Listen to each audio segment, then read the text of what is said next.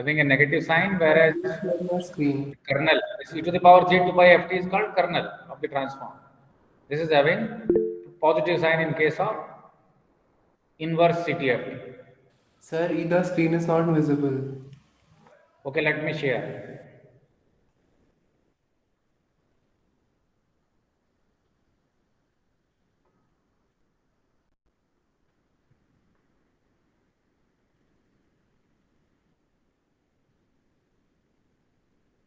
Now visible? Is it visible Yes, sir. now? Yes, sir. So see that the upper equation is the definition of the continuous time Fourier transform, usual definition. This e to the power minus j 2 pi ft, this is called kernel of the transform. This exponential thing, this is called kernel.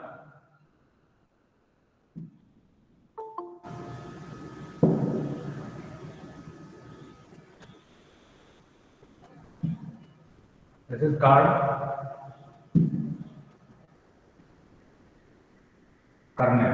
kernel of the transform. So in the definition of forward transform, it is the e to the power minus j 2 pi ft, and kernel in case of inverse transform is having a positive sign. Otherwise, one and same thing. But because I have already told you that if you want to, let us say, implement anything in the software or anything on a computer cannot compute this entire quantity, because this equation is defined for every possible value of f as well as every possible value of t. So you have infinite computations required if you are directly evaluating this. So this CTFT and inverse CTFT is important only theoretically. They have little use as far as practical implementation on any software or DSP chip or any other thing of that kind is concerned. But one thing is, important that this entire operation of forward Fourier transformation and inverse Fourier transformation can be represented in time and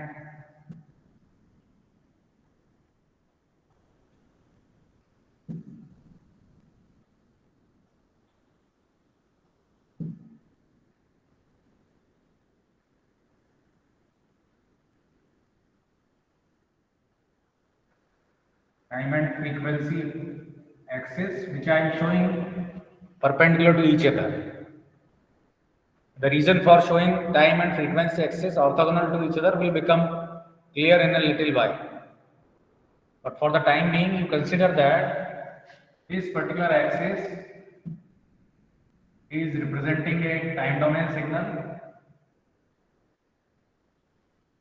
This particular axis is representing frequency domain signal. This particular axis will then represent x of minus t.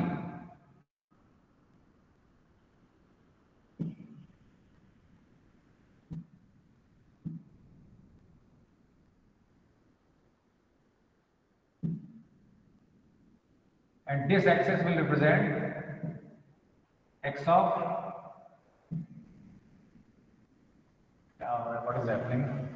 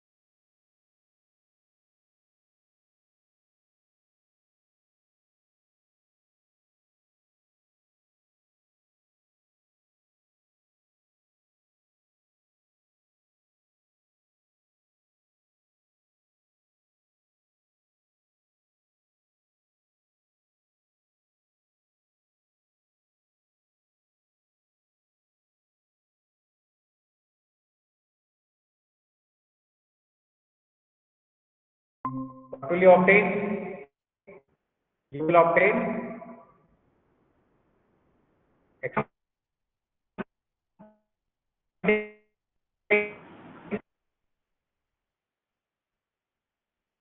Is that clear? So f raised to the power taking 4 consecutive Fourier transformation of a signal from this diagram. What will you get? Fourier transform is essentially rotation by 90 degree. So from xt you are reaching x of f. If you again take Fourier transform, you will reach x of minus t. If you again take Fourier transform, you will reach to x of minus f.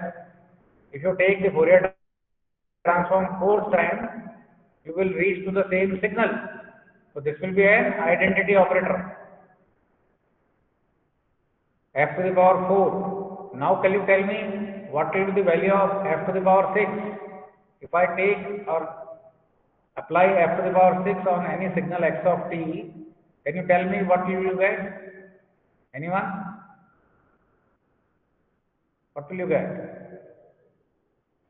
X of minus t. X of minus t. Good. So you understood this simple fact, and in fact this is sometimes written in the textbook in the form of a theorem called duality theorem.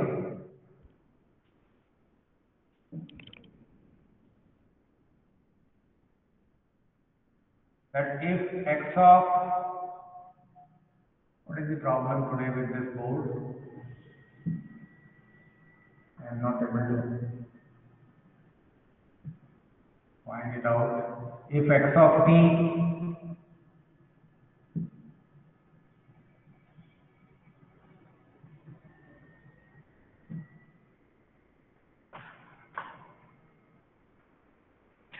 if x of t has a Fourier transform x of f, then Fourier transform of x of t will be x of minus f. This is what is called duality theorem.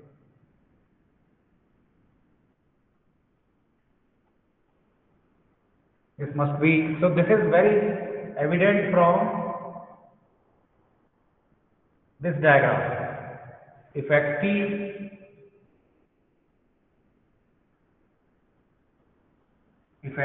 has a Fourier transform x of f, then the Fourier transform of x of f or rather x of t will be x of minus t. Same thing is written in the form of a theorem called duality theorem. Same thing. So the transform domain signal is denoted by capital case letters and time domain signal is represented by small case letters. Is that clear? Excuse me, sir. Yeah. So some students are unable to join. They are still waiting in queue.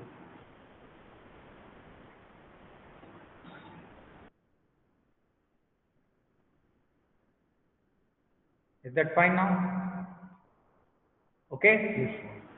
Duality theorem. Now, another important thing or say property of this Fourier transform is that your signal, I mean for this to exist, your signal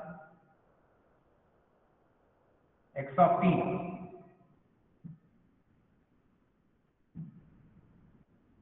should be absolutely integrable. That is the definite, I mean condition for existence of, what is this? Why it is happening today?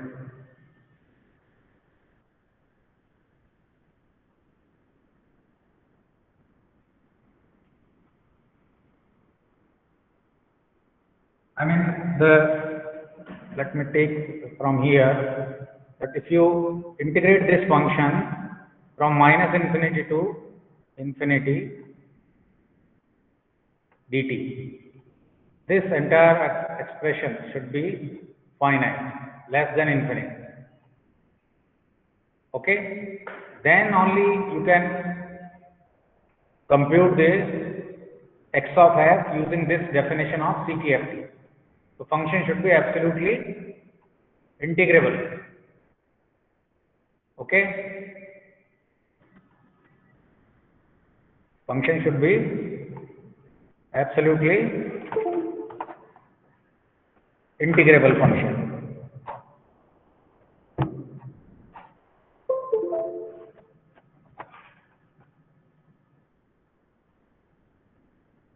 Now, in general, if you have, let us say, PS power here,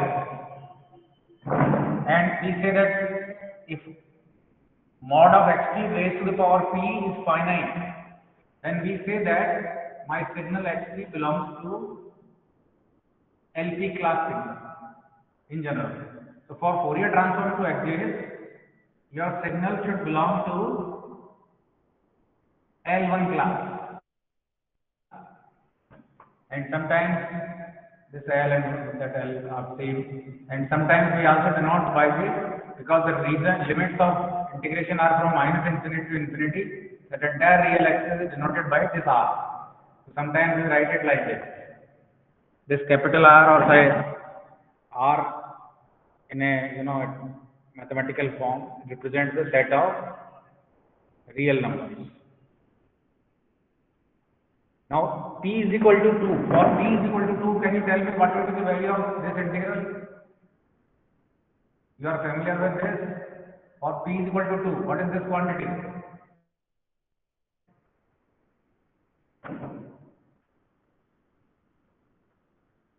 Mod xt square is finite. What is mod xt square integrated from infinity to infinity? This is the energy of the signal. So, we can say that L2R signals are finite energy signals, because this mod xt squared when integrated from infinity to infinity is finite. Agree? So this quantity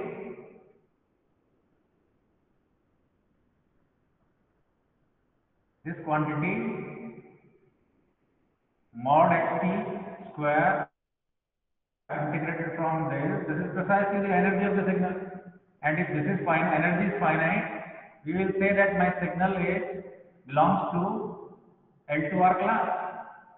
Now this R is representing that this limit is from minus infinity to infinity. If the limits are finite, we can also say that signal belongs to नीचे तो hedge fund से related है और ये investment banking से related है जैसे model निकाल लोगे सारे the range of integration are from कौन Hello? इतना पैसा कमाते हैं फिर कुछ ना कुछ कांड करके गांड मार देते हैं इकोनॉमी की सालों के पास कितनी पावर होती है इजीली बन जाता है ये तो होता ही है Hello? Hello? Yes, sir. Is there any echo, or what you want to get me explain anything? Do you want to repeat me something?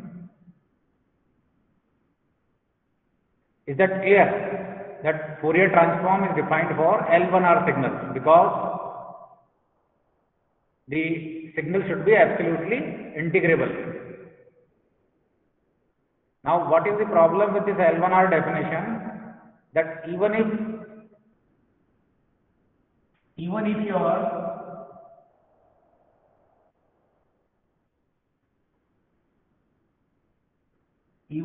xt belongs to L1R, your Fourier transform of this signal may not belong to L1R. Whereas, if your signal is finite energy signal, that is L2R signal, your Fourier transform of this signal will always be L2R. So there is a perfect symmetry between time domain signal and frequency domain signal for finite energy signals, and any real life signal will be a finite energy signal only. Most of the time, or real life signals are always finite energy signals.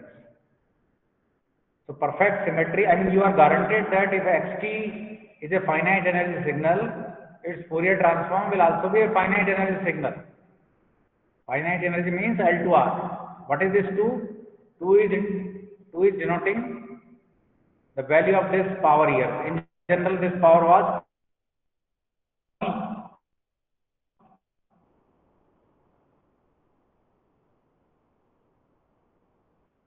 agreed or not? Mod xt to the. Now, what is this L? This L is representing a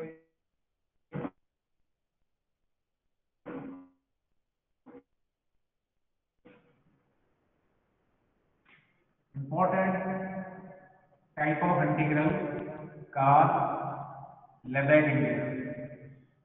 Normally, in most of the engineering and physics applications, we are using this formula, which are in fact belong to an integral class, which is called Riemann integral. जो भी हमारे sign के integral के फार्मूले हमें याद होता है, अभी तक तुम लोगों ने रीमान इंटीग्रल को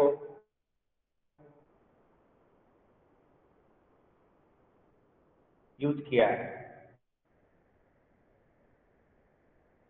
And in most of the people are satisfied with that. On the discussion of Fourier transform or the convolution of integral, that is called Lebesgue integral. So L is standing for this Lebesgue integral. There are differences between Lebesgue integral and Riemann integral. They are not same. And one of the important properties of this Lebesgue integral is that suppose you have a signal xt and you have another signal, say you call it x1 and now x2. Same signal but which is differing from this at countable number of locations. Say the value of x2 here is 3, value here is 5, value here is -4. So in this figure, I am showing two signals, x1t, which was shown earlier.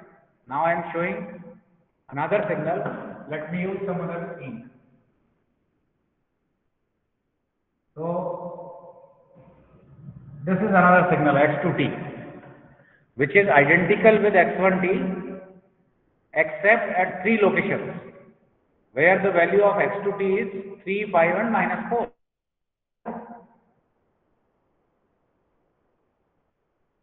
Now the Lebesgue integral of these two signals will be same, because they are differing only at countable number of locations only. So your Fourier transform of these two signals, x1t and x2t, will be same. In fact, you can define infinite number of such signals whose Lebesgue integral will be same, but they are theoretically different signals. Even if they are differing at one location, they are two different signals. But they are differing not over an interval. Suppose you have a signal which is identical and another signal which is identical with this, except at this interval. So between, let us say, t1 and t2, you have a different signal, otherwise you are having, it is identical with x1t.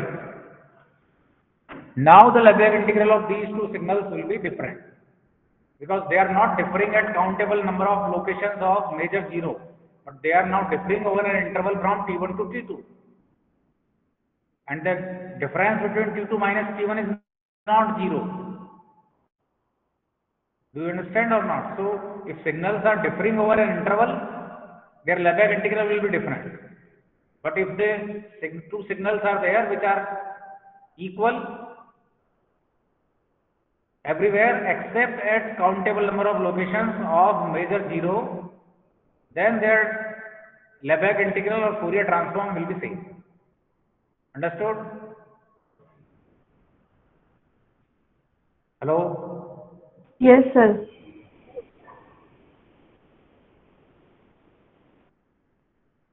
तो I mean, पहली चीज हमने क्या कहा कि ये जो definition थी तुम्हारी,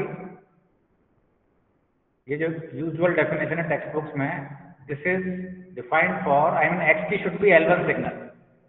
L1 means integral xt from infinity to infinity should be finite. But if it is, I mean, not guaranteeing that even if xt is L1R signal, your Fourier transform will not be L1R. The moment x of f is not in L1R, you cannot use this inverse transform definition. Let me give another example. Or the most common example which you are familiar with. You start with a pulse signal which is starting from say minus tau by 2 to tau by 2. Its Fourier transform is a sinc function.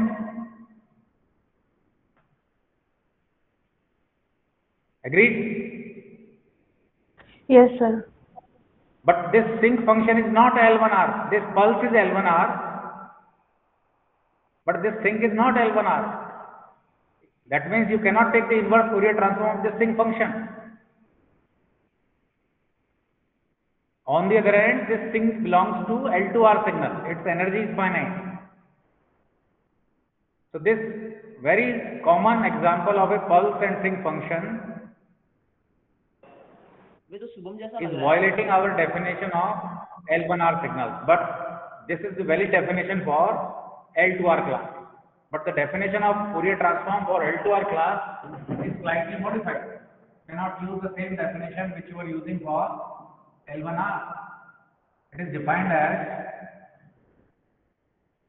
x of t is equal to minus n to plus n x of f e raised to the power j 2 pi f t dt. This is the definition of inverse Fourier transform, and then ultimately you have to take the limit of this. You allow n to tend to infinity.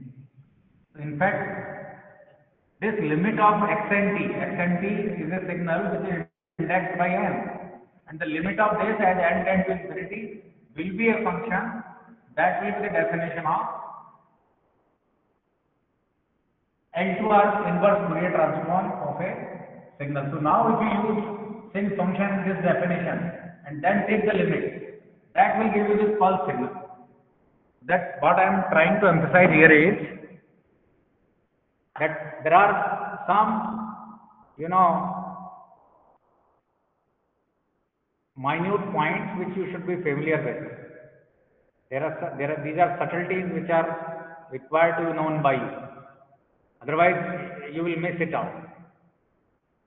So what I am saying is that the most simple or common example of a pulse signal which have a sinc as a Fourier transform pair, then the inverse transform of this sinc function is pulse signal, but in this sense of limit. Okay? In general, this sinc function is not absolutely integrable. Agreed? So these are Fourier transform pair in the L2 sense, finite energy sense, or in this definition. So these are some findings which you should be familiar with. There are many other differences between a Riemann integral and Lebesgue integral. For example, let me mention one such difference, that xt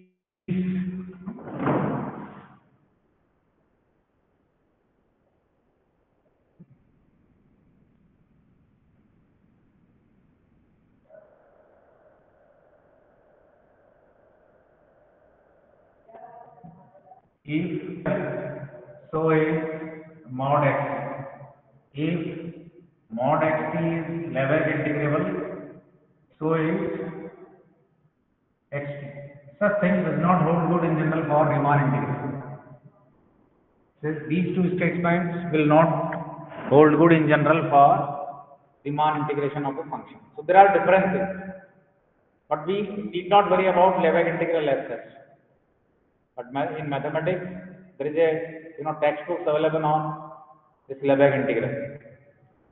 We have just to remember in one point that the integral involved in the Fourier transform definition It's not ordinary Riemann integration, but it is a Lebesgue integration. That is sufficient for us as far as this course is concerned. And there is a perfect symmetry between Fourier transform of a signal if you are defining it in a L2 sense. This is what I am saying. If signal is L2R signal, its Fourier transform is guaranteed to be L2R. Such condition does not hold good in L1 case. This is what I have written here. If ST belongs to L1R, its Fourier transform may or may not belong to L1R.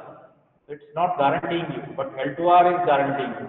So most commonly we are using the L2R definition, which is slightly involved or slightly defined differently. You have to truncate the limit from minus infinity to infinity. We are first truncating it to some finite number.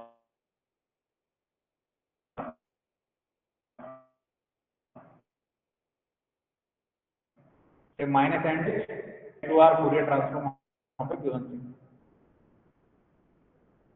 Now let us move forward. Just one important property of this Fourier transform is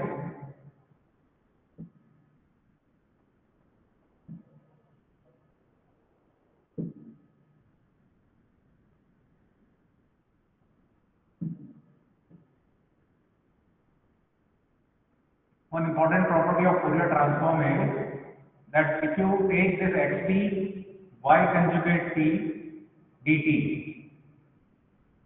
then this quantity will be same as x of f y conjugate f dx.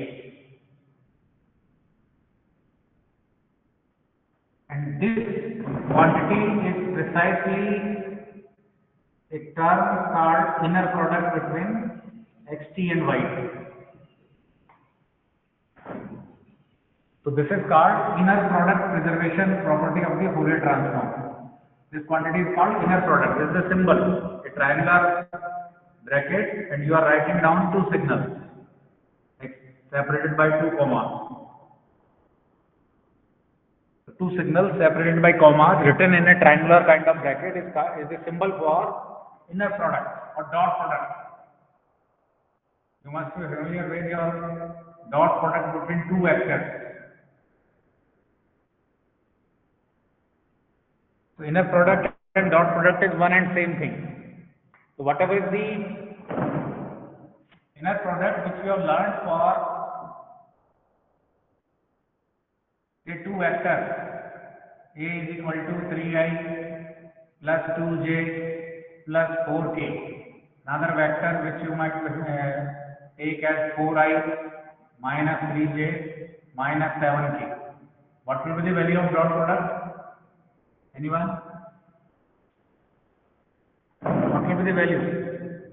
Say first 4, that is first vector. What is the second vector?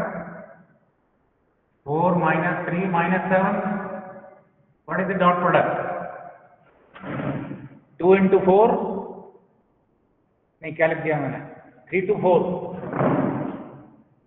It will be 3 to 4. Now tell me the value. Dot product 3 into 4 plus 2 into minus 3 plus 4 into minus 7. What is the final answer? Minus 20. 12 minus 6, that is 6, and minus 28. So what is the final answer? A dot B. Hello? Minus 22. Minus 22. The final answer for this is minus 22. So dot product is always a number. The same thing same dot product can be extended for continuous time signals. And this is one definition of the dot product. We are using the word inner product here just because this is a more general expression. Dot product is generally used in case of vectors only. But now you have extended this definition of dot product or inner product to continuous time signals. And the property of Fourier transform is that on the left hand side you are having continuous time signals, whereas on the right hand side of this you are involving Fourier transform of the same signals. So whether you compute the inner product in, so this is nothing but inner product between x of f and y of f. So how do you take the inner product? Take one signal directly, take complex conjugate of another signal, integrate it. You will obtain a number. Remember, inner product is always a number. तुमने मैं dot product पढ़ा होगा matrix sorry vectors का. So dot product of any two vectors is always a number. So here also this xt y star indicates for conjugation. Say for example e to the power j omega 0 t. In that case the conjugate will be e to the power minus j omega 0 t. J is replaced by minus j, complex conjugate. So whether you compute the inner product in time domain or whether you compute the inner product in frequency domain, inner product will be same. This property is called inner product preservation property of the Fourier transform. If inner product is 0, the two signals will be, क्या बोलेंगे, क्या बोलते हो, dot product 0 होता है तो vectors को क्या बोलते हो? Perpendicular. Perpendicular to each other, then we will call it orthogonal here. The two signals xt and yt will be orthogonal to each other if their inner product is 0. That means this value of this integral is 0. This concept is very important in case of your digital communication, where if you compute the inner product of received signal with known signal, you will obtain a non-zero inner product. But if you take the inner product with any other signal, because of the orthogonal choice at the transmitter, this right hand side integral will be 0 or very close to 0. Understand or not? Yes, sir. So this inner product computation is very important in digital communication. Suppose your xt is the received signal and yt are the locally generated signal, then you are computing the similarity or inner product between the received signal and locally generated signal. If it matches, then the value of the inner product will be very large. If xt is different from yt, value of the inner product will be almost 0 or very close to 0. So you can very easily distinguish what is the received signal. Agreed? Yes, sir. रखते हैं. Hello?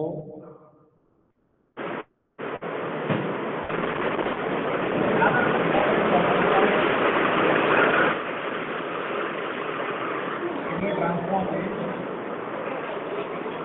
that if you have an LTI with impulse and if you apply omega 0 t as minus signal, what will be the outcome of it? It will be some constant times same signal. गलत लेना है ना. Some same. मैं से लेने चलेंगे. क्यों? Mobile data है. मोबाइल डेटा है. मैं डेटा की बात. Hello. See, this is an important property of any LTI system, and this is also connected with the Fourier transform theory. What I am saying is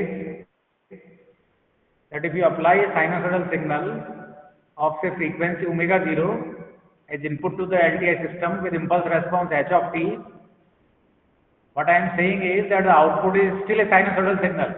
This is called eigenfunction. Your shape of the signal remains same. That's why I am using the term eigenfunction. But the amplitude gets modified by or multiplied by t. Similarly, your phase shift gets shifted by a factor of 5. Now, can you tell me how to compute the value of this k and phi from this h of t? Anyone? This k, I mean, if you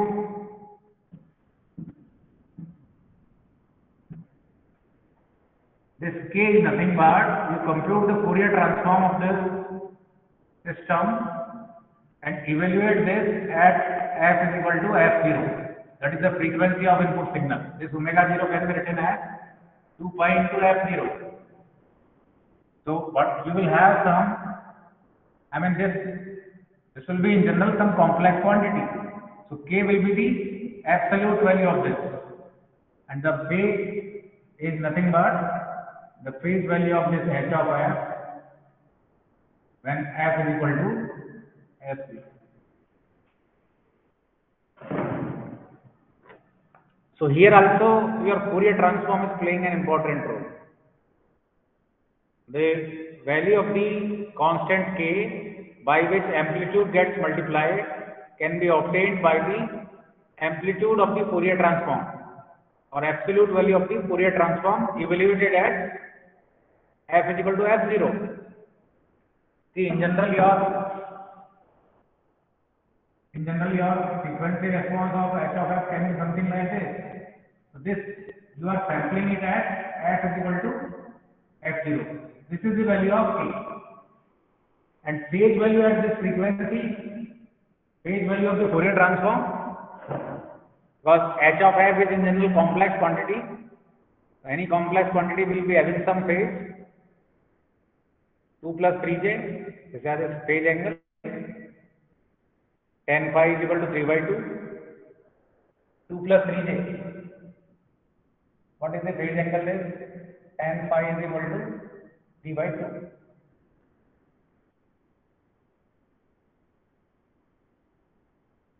So likewise, so what we are saying is that a sinusoidal signal preserves its shape when it passes through an LTI system.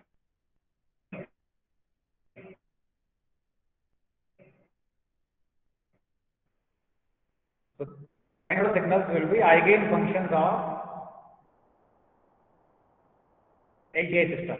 But of course, the phase gets Fourier transform of impulse response, frequency response of the system, h of f.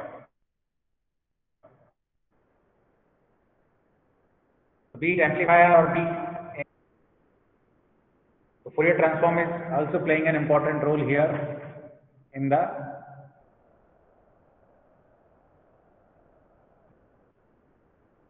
eigenfunction. For today is just for your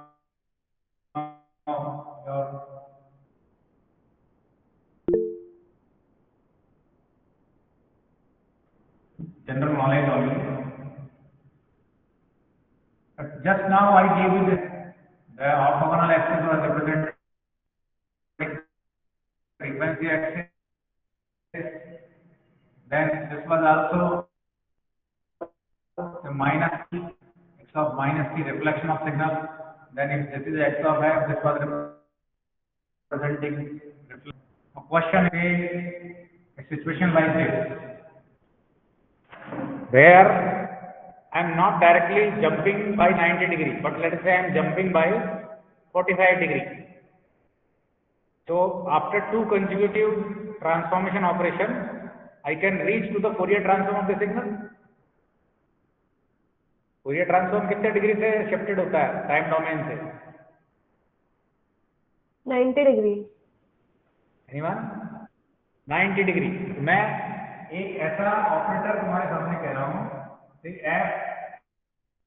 f of alpha 1 operated by f of alpha 2, and if alpha 1 that is equivalent to f of alpha 1 plus alpha 2, and if this operator alpha 1 plus alpha 2 is equal to 90 degree or pi by 2 radian, then I can reach to the same Fourier transform.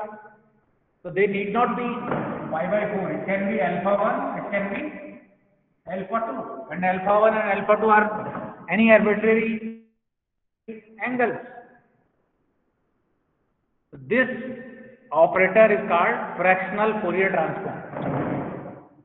This operator at any arbitrary angle is what is called fractional Fourier transform. So I can talk of Fourier raised to the power half, Fourier raised to the power 1 by 3. I can talk of Fourier operator raised to the power 1 by 4 or any other number. These operators have now meaning. Earlier I was saying like this, that f to the power 4 is the identity operator. But what is f to the power half? What is f to the power 1 by 3? They are nothing but fractional Fourier transform operator. If f to the power 1 is your conventional Fourier transform, and this conventional Fourier transform satisfies this relation, f to the power 4 is equal to identity operator. But we can also define any arbitrary operator corresponding to any general angle alpha 1.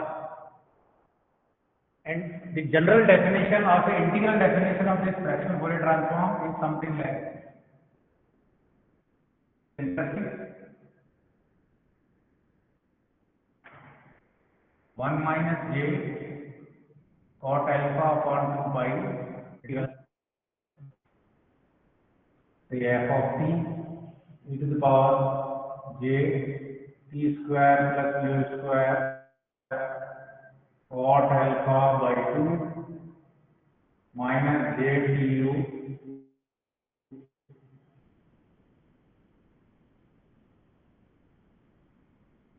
cosec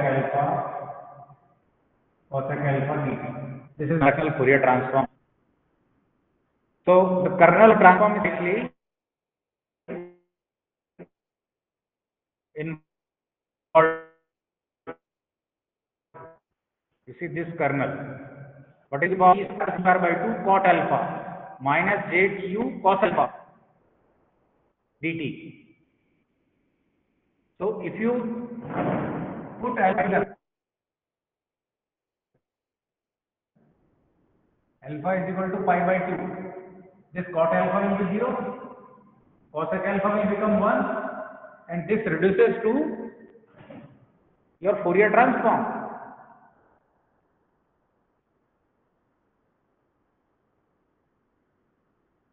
So fractional Fourier transform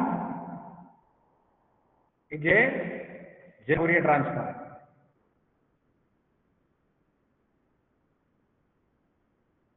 And when alpha is equal to pi by 2.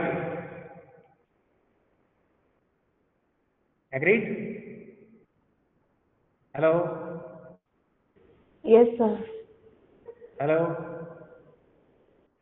ये alpha की जगह degree लो, 30 degree का transform का, फिर बाद जो आएगा signal उसका एक बार 60 डिग्री ले लो, तो तुम्हें मिल जाएगा Fourier 30 transform. followed by 60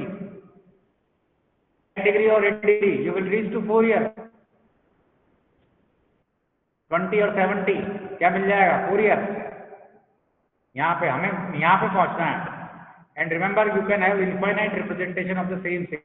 Here is a special नहीं है. क्या is possible जो हमने normally दिखाते हैं या दिखती है, केवल वो नहीं है. Particularly infinite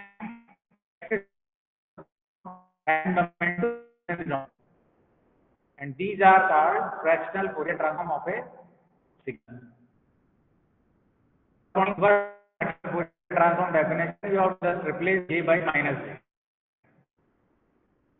जैसे minus inverse इस j की जगह minus रखोगे तो you will get the inverse fractional Fourier transform. Understood? Yes, sir. Now one last thing. I mean, this is not the part of your course. fractional Fourier transform, but just for your sake of knowledge, I am telling you that Fourier transform is only one special case of this generalized transform called fractional Fourier transform, and this fractional Fourier transform you have to put alpha is equal to pi by 2. Alpha is equal to 0 will represent time domain signal. Now, one more, general transform exists, and that is called linear canonical transform.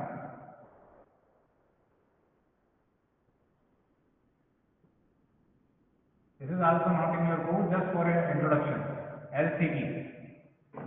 What I am saying is that this will also involve some kernel, e to the power something, dt.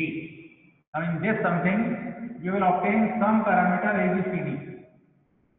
And if this ABCD parameter, if you take cos alpha,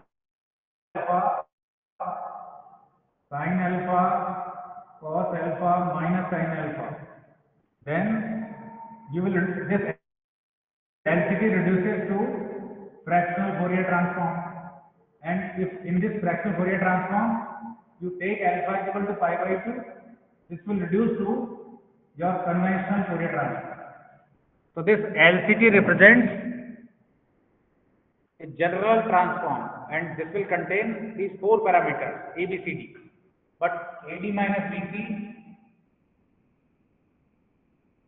is always 1. AD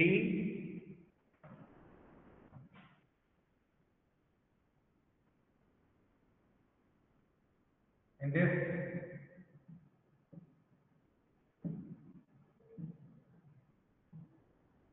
AD minus BC, this is always 1. So only three parameters are there.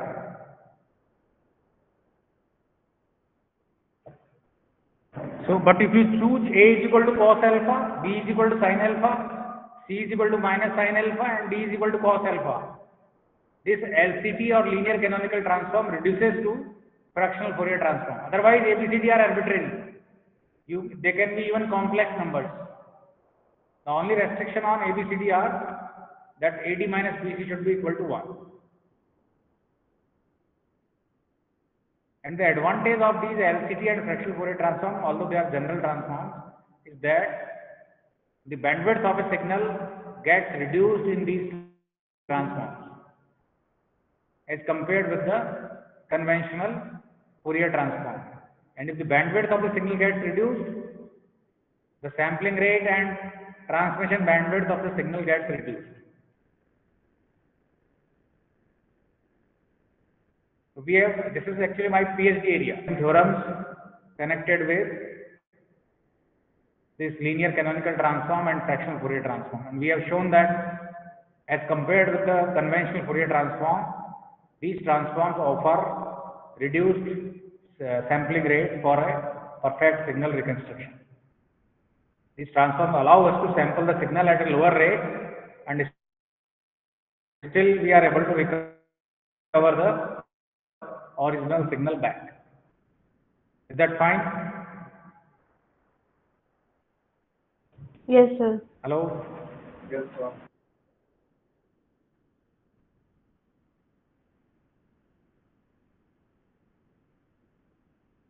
So we will stop here, and in the next class we will discuss either say some remaining portion of these topics, and then we will move on to introduction of random signals. Okay?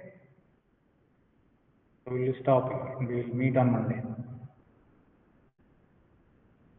Any Thank questions? you, sir. Okay.